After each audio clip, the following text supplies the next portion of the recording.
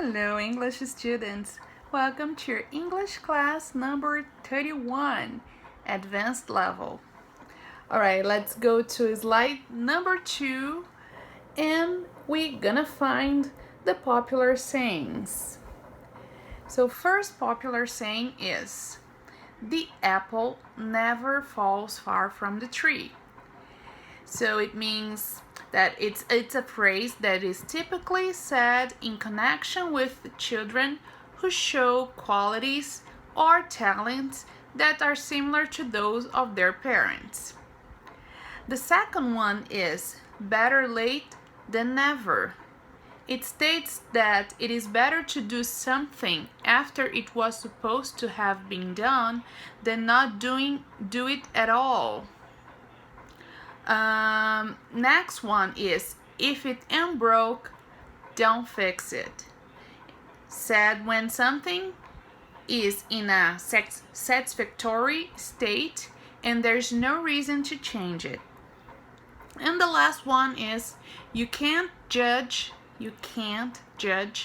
a book by its cover. It means that you must know someone or something better before giving an opinion about it. Alright, so the subject today is very interesting, at least for me. It's a very crazy story that, oh my gosh, I watched documentaries, I watched a show about it, and it's a crazy story, so it's very interesting. But on this text you're gonna find some details of the crime that if you are like a sensitive person, maybe you should not read it. Just let me know. Tell me if you want to do this class or not. We can find another subject, okay? So on slide number 3, we see the title of the text, which is O.J. Simpson trial. Okay, it's the O.J. Simpson story. Orenthal James Simpson, born on July 9th, 1947, nicknamed the Juice, is an American former football running back, broadcaster, actor, advertising spokesman, and convicted felon. Once a popular figure with the U.S. public, he is now best known for being tried for the murders of his former wife, Nicole Brown Simpson, and her friend, Ron Goldman, in 1994. Simpson was acquitted of the murders in criminal court during a very polemic trial. O.J. was an idol and an example for the young black Americans. He set several records on NFL, and he's one of the most remarkable players of all times. During his years as a professional football player, he participated of movies and TV commercials, opening doors to a world where black people were not a part of before him. He was worshipped by the whole country, and that's why people had a hard time to believe he was capable of committing such a crime. Let's continue. Next slide. O.J. and Nicole. So let's see how it all began. Nicole and O.J. first met in 1977 while she was working as a waitress in Beverly Hills private club called the Daisy. She was 18 years old at the time. On the other hand, he was a 30 years old successful football player.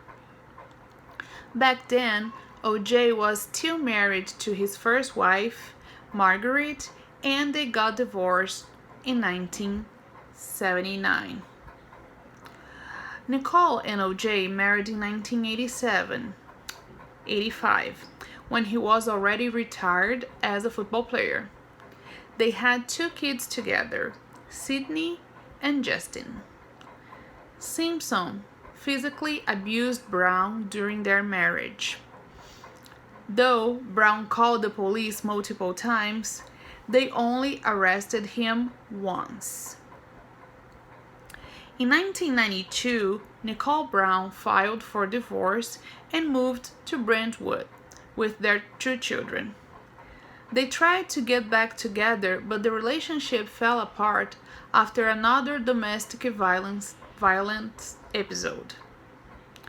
Audio released during the trial revealed that Brown called 911 on October 25, 1993, crying and saying that he, O.J., is going to kill me. Let's continue. The crime. On a Sunday evening of June 12, 1994, Nicole Brown Simpson, O.J. ex-wife, and Ron Goldman, who was a waiter that went to her house that night to return some glasses she had forgotten at the restaurant where he worked. They both were killed on the outside area of her home in Brentwood, California. Nicole was 35 years old and Ron was 25 years old. Nicole's body was found shortly after midnight on June 13th. She was lying in a pool of blood. An autopsy determined that Brown had been stabbed 7 times in the neck and scalp and had a 14 centimeters long, 5.5 inches gash across her throat, which had severed both her left and right carotid arteries. The wound on Brown's neck was so severe it had penetrated a depth of 1.9 centimeters, 0.75 inches, nearly decapitating her. She also had defensive wounds on her hands. Brown's funeral was held on June 16 at the St. Martin's of Tours Catholic Church in Brentwood, with mourners including O.J. Simpson and their children, members of Brown's family, and Al Collins, O.J.'s best friend. The evidences. There were overwhelming evidences against O.J. Simpson, including a prior record of domestic violence towards Brown. So it didn't take too long for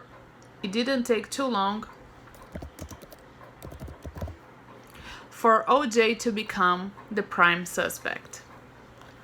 Although he had agreed to turn himself in, Simpson escaped with a friend, A.C. Collins, in his white Ford Bronco on June 17th.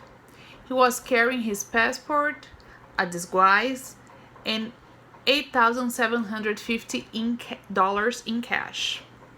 Simpson's car was spotted that afternoon, but he refused to surrender immediately, threatening to kill himself. He led police in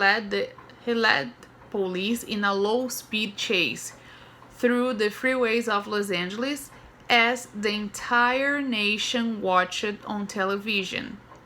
Eventually, Simpson gave himself up at his home in Brentwood. So it's a crazy story. Crazy. Like, people were watching live this chase of the police against him, but he was not like going too fast, so it was like just following them. It was insane. If you search, there are videos of that, including on Jornal Nacional. They have a very interesting material about that. So the evidence against Simpson was extensive. His blood was found at the murder scene. Blood, hair, and fibers from Brown and Goldman were found in Simpson's car and at his home. One of his gloves was also found in Brown's home. The other outside of his own house. and bloody shoe prints found at the scene matched those of shoes owned by Simpson. The trial. Simpson hired a so-called dream team of defense lawyers for his trial, including Johnny Cochran, F. Lee Bailey, and Robert Kardashian. Yes, he is the father of the Kardashians. He was a very successful and famous lawyer at the time. During an interview, Johnny Cochran, a famous lawyer and activist for the black causes, claimed before a national television audience that Simpson had been framed by racist police officers. Their strategy was to use the many scandals related to the abuse of the police power towards black citizens at that time to manipulate the jury and the public opinion to think that O.J. was a victim of racism. The fact that the officer who found the evidence against O.J.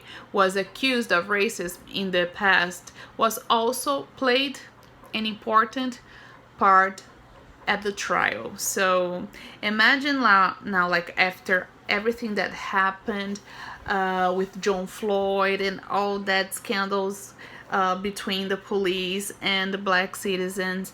Imagine now if a famous black athlete who is like adored by everybody get arrested.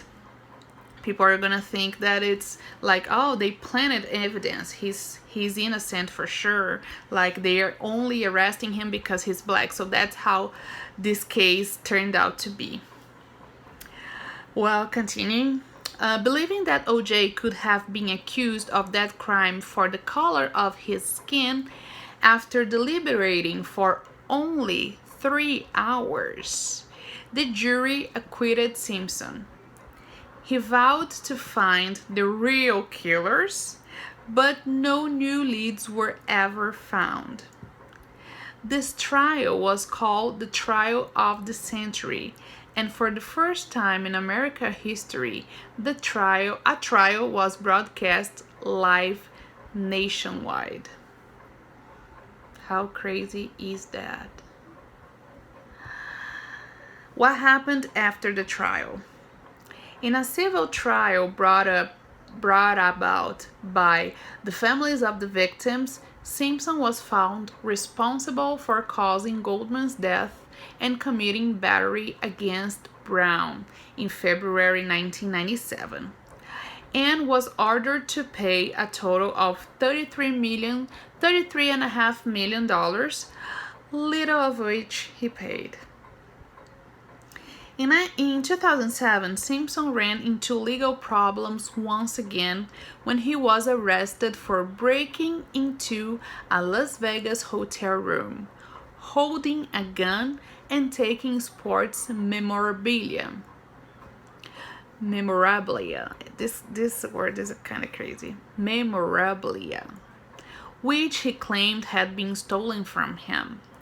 On October 3rd, 2008, he was found guilty of 12 charges related to the incident, including armed robbery and kidnapping, and sentenced to 33 years in prison.